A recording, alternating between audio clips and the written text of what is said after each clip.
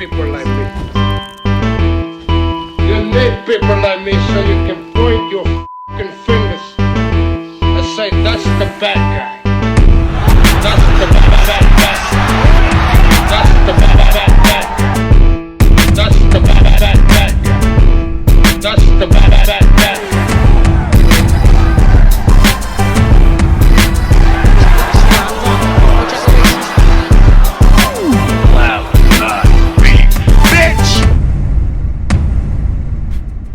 Welcome to the motherfucking relay. We're covering today's top boxing news. Okay, we'll start with this. The girls are all weighed in. I wanted to take my time with this one. Get a good look at both specimens, both Katie Taylor and Amanda Serrano at the weigh-in. See what we got, see what we're working with. Been waiting for this fight a long time. The fight itself was a subject here on the channel for many years, what the holdup was. Now we get to talk about the fight, the actual fight, the fight itself. And what I think is going to happen tomorrow night when Katie Taylor squares off with Amanda Serrano. One of the fight's a consensus pound-for-pound #1 fighter in the sport. No win at any other weight involving any other two fighters will be quite as big as this one for Katie if she beats Amanda, and the same is true in reverse. If Amanda beats Katie and unseats her as the lightweight division's undisputed champion. All the marbles. Thought about this fight many times over the years and what both fighters bring to the table. Amanda Serrano, the educated southpaw with the neat and tidy textbook style. Hard puncher. With a great engine, a veteran of 44 professional contests, 44 professional bouts, 42 wins, 1 loss with 1 draw, 30 knockouts. Katie Taylor's unblemished record. 20 wins, no losses, no draws, 6 knockouts. Having debuted as a professional boxer in 2016, she's taken the world of boxing by storm and taken women's boxing to new heights. Inactivity ain't gonna be a factor here. Both girls have been active. There's no ring rust for either fighter to have to shake off. There are intangibles in association with this fight, perhaps more so for one fighter than the other. This is a big step up in class for Amanda Serrano, you understand. Katie's used to fighting skilled fighters. At the highest levels as an amateur, at the highest levels as a professional. She's used to big stages. From representing Ireland, her home country, in the Olympics to boxing for the undisputed championship of the world against Teofimo. She's used to big stages. This is right up her alley. It's Amanda Serrano who finds herself in unfamiliar terrain, unfamiliar territory. This is a very different fight with a very different fighter than I've seen Amanda fight over the years. Nothing compares. I've heard it said in some circles, small ones, that so long as Amanda Serrano can keep the punches coming, so long as she can duplicate the performance that Teofimo put on when she fought Katie Taylor, that's her best bet. That's her best out at securing the W. But Amanda Serrano and Teofimo are very different fighters. Amanda ain't got size on Katie the way Teofimo did. And Amanda Serrano is no according to Hoyle pressure fighter, coming forward, winging shots, taking one to give one. It's not what Amanda does. It's what Teofimo does. That's what Jessica McCaskill does. Those relentless fighters made of iron with great engines. And Amanda Serrano's got a great engine, but that's not what she does. Those are, according to Hoyle, pressure fighters. Whereas Amanda Serrano, she's a boxer puncher that likes to apply pressure,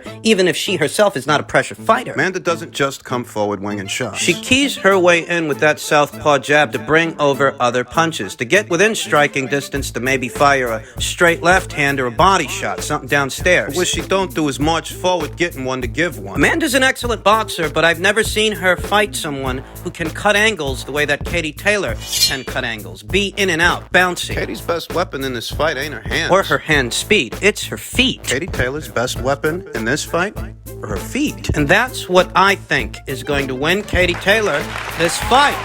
Reason for this is Amanda Serrano is good at tracking down more stationary targets that don't have the defensive prowess of a Katie Taylor. A come-forward featherweight and Heather Hardy went the distance with Amanda. That was at 126 pounds, as was the fight with Jamie Mercado, a fighter who employed a bit of mobility, a bit of lateral movement, and she was able... That was a 122-pound fighter that moved up to 126. In the build-up of this fight, I heard a lot of people saying they think Amanda Serrano is going to wear out Katie Taylor. They think she's going to knock Katie Taylor out, but Amanda couldn't knock out Heather Hardy. She couldn't knock out Jamie Mercado at 135 pounds. In her last fight, she couldn't knock out a more stationary target in Miriam Gutierrez. Couldn't knock her out? couldn't knock her down. I don't get the sense she's gonna knock out Katie. Katie's already gone the distance with more relentless punchers that are naturally bigger women than Amanda in Delphine Pursoon, in Jessica McCaskill. Both hard punches. Both of them are non-stop pressure fighters that have great engines. She very recently faced an educated hard-punching southpaw in Natasha Jonas that comes from a great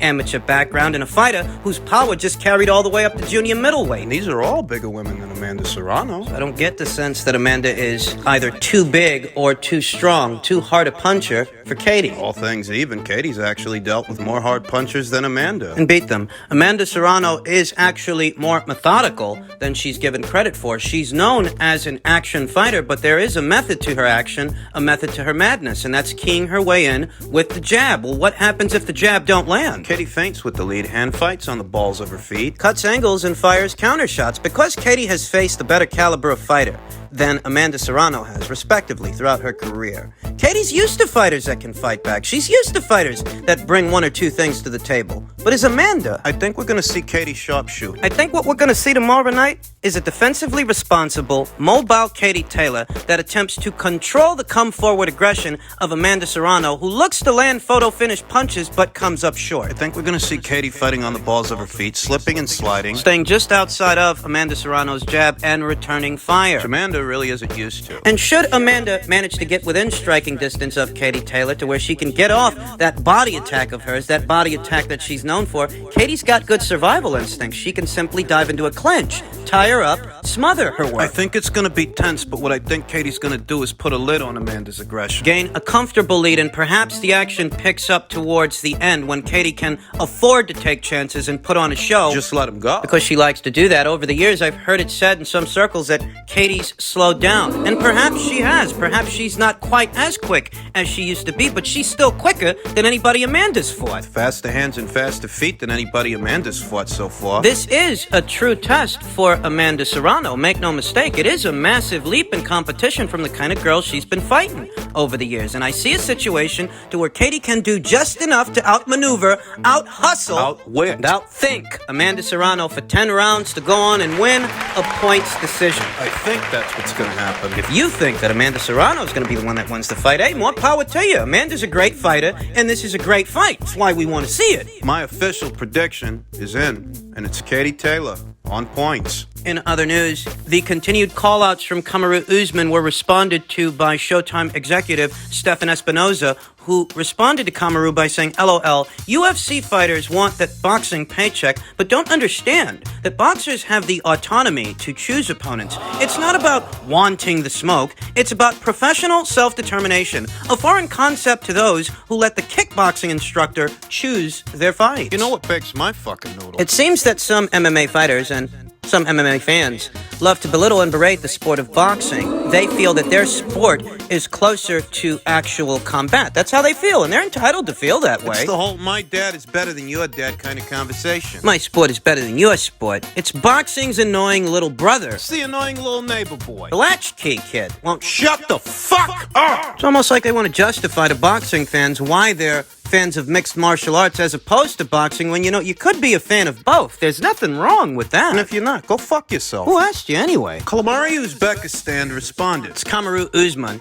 who stated, boxing is a beautiful art with some amazing athletes and even a couple of good promoters. The problem is lowlives like you that are around the sport that have destroyed it for everyone. Take notes from what Dana has done. And what exactly has Dana done? You're looking to a boxer and boxing for your highest purse, for your highest payday. Oh, Kamaru himself, he won't say that, but that's what he's doing. It's not the boxers sat around calling out MMA fighters for a payday. Well, some MMA fighters, at least two of them, have made their highest purses outside of the cage in the boxing ring, not even against the boxer, but against a YouTuber in Jake Paul. These guys love to belittle and berate the sport of boxing. They try to make it sound like it's kid stuff. They try to make it sound like these mixed martial artists are so good at what they do, they can transition quite easily into the sport of boxing. And when they try to, they find themselves on the deck at at the hands of a YouTuber. Not even a boxer, but a novice YouTuber. You're supposed to be some kind of world-class fighter. Combat specialist that has to defend against punches, kicks, grapples. That's what these guys are intended to be, experts in that area. So why did YouTuber knock out Ben Askren? Why did YouTuber knock out Tyrone Woodley? I want to talk about all the things that Dana White is doing right. What about what's going wrong? Why is Francis Ngannou waiting for Tyson Fury for a payday instead of defending his title? Isn't he some kind of a champion within the UFC's biosphere? Their ant farm? Chevy Camaro stated, "Our fans know who the best is because the best fight the best, not run and hide and fight nobodies with those plastic belts and call themselves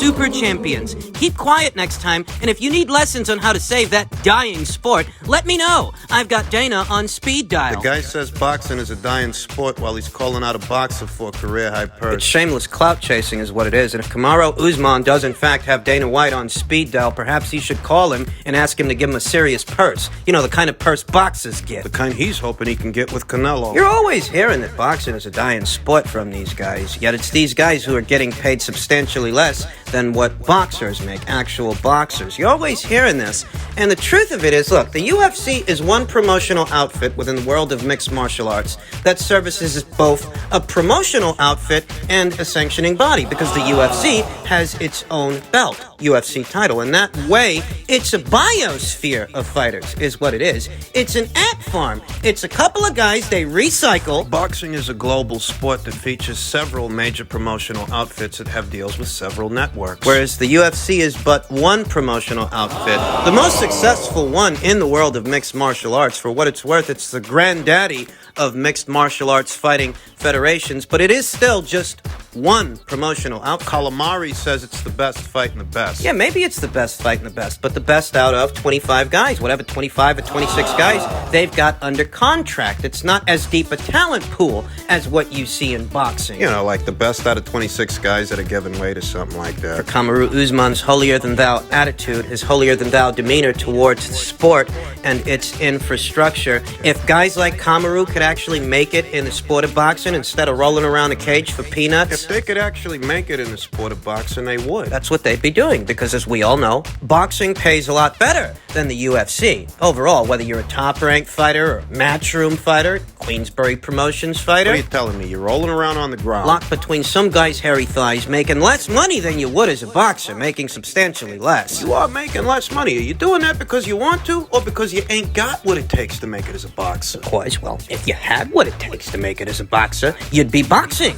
earning substantially more than what you're making in the Octomom. It's the octagon. They don't make in Megatron what they could make in the squared circle. If we're gonna call a spade a spade. Oh, Dana White's UFC is very successful. As a company, as a promotion, it's actually very successful, but it does come at the expense of the fighters. Those fighters don't have the autonomy that a boxer and his team have, and they don't make the kind of money that a boxer makes. That's the trade-off. How fucking stupid does this guy sound saying boxing is a dying sport while he's calling out a boxer? He's not even the only one. One of the biggest names in the entire sport of mixed martial arts, Conor McGregor. He didn't get his highest purse in the cage. He got it in the boxing ring, being a punching bag for a boxer. And that's what Kamaru Usman aspires to be for Canelo Alvarez, because he can't seriously think he stands a chance. He's just willing to whore himself to the sport of boxing so he can get a whiff of what a real purse looks like. Smells like. You got that mutant Abdi Abdelaziz trying to add fuel to the fire, fuel to the flame. Do you think anybody in the sport of... Do you think people in boxing give a fuck about you? takes a jab at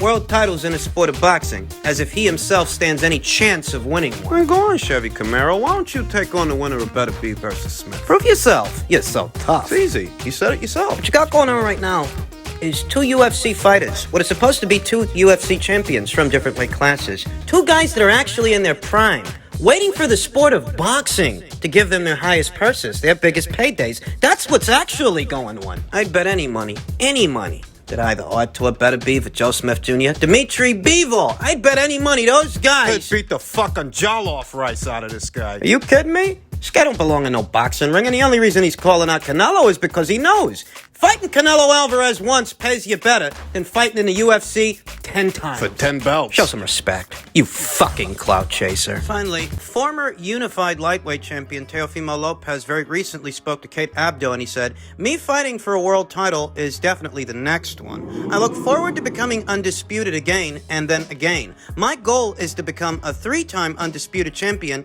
in 3 divisions. 147 pounds is another thing I see myself doing." Teofimo was never that division's undisputed champion. The franchise title don't qualify. We've been all through that. And as far as Teofimo's claim that he aspires to become a 3-time undisputed champion, he's only been a unified champion once. Maybe he can become a champion at 140 pounds. But that's his ceiling. 147 pounds for a guy with Teofimo's dimensions seems a mountain too high to climb. He added, "We're trying to make me versus Josh Taylor right now for undisputed. We're working on some stuff. Don't hold me accountable of it." Worth noting that Taylor has Alberto Puello by way of the WBA and Jose Zapata by way of the WBC mandatories that have been ordered. the WBC themselves very recently released a statement that reads, "As per prior communications and with the agreement which all 4 presidents of the WBC, WBO, IBF, and the WBA confirmed in the meeting held in Puerto Rico, the WBC mandatory defense is next, followed by the IBF. The WBC is hereby advising of the beginning of the free negotiation period for Josh Taylor's mandatory title defense versus Jose Chong Cepeda. If no agreement is reached, the WBC will conduct a purse bid Tuesday next month on the 24th of May. Lopez's name don't appear anywhere in the WBA's rank standings. Or in the IBF's current rank standings. He does rank in at number 6 by way of the WBC and number 4 by way of the WBO. So if he's trying to angle for a route to a world title, it would be those 2 routes, the WBC route and the WBO route. This is the most we've heard from Teofimo in a while. I really do hope that kid's okay. I'm not even sure he should be angling for a world title shot with the likes of a Josh Taylor right now, given his own situation. He's rebounding off that big upset loss to George Kambosos Jr., and I think Teofimo needs an easy one, maybe 2, before he starts thinking about stuff like that. But this is what he's got on his mind, and this is what the plans are supposed to be. He seems a ways out from actually fighting for a world title. There are about 5 guys ahead of him in the queue by way of the WBC. 3 by way of the WBO. There's Teofimo Lopez's corner situation that needs to be addressed. The instability that's always been associated with him. Devoid of him struggling to make weight, it seems he has other struggles outside of the rim that have been distracting him. No, he won't have to kill himself making 135 pounds anymore. To make 135 pounds anymore, I think 140 pounds really is a more comfortable weight for a kid like Teofimo Lopez, given his physical dimensions, but it's his other struggles. The situation with what was supposed to be his newlywed wife and his kid, his loudmouth dad. 140 pounds ain't for the faint of heart. Really isn't. It's not one of the glamour weights like lightweight or welterweight, but it's a very deep division, one of the deeper divisions in the sport of boxing right now. Any way you look, there's a shark. There's a killer. Ahead of Teofimo Lopez by way of the WBC rank standings are 2 crafty southpaws in Sandor Martin and Jack Catterall. Should we expect to see him box one of them? Ahead of those guys is a hard-punching southpaw that goes by the name Regis Prograde. And ahead of Regis is a former unified champion in Jose Ramirez, though I wouldn't pay too much mind to Jose by way of the WBC since he seems to be prioritizing his ranking by way of the WBO. Ahead of Jose Ramirez is Jose Zapata. Josh Taylor's under orders to fight that guy, and we'll see what happens. Better still, Teofimo seems a ways out by way of the WBC. Seems a ways out from fighting for a title. Looking at where Teofimo is in these ranks, I just don't know how they're going to work that out.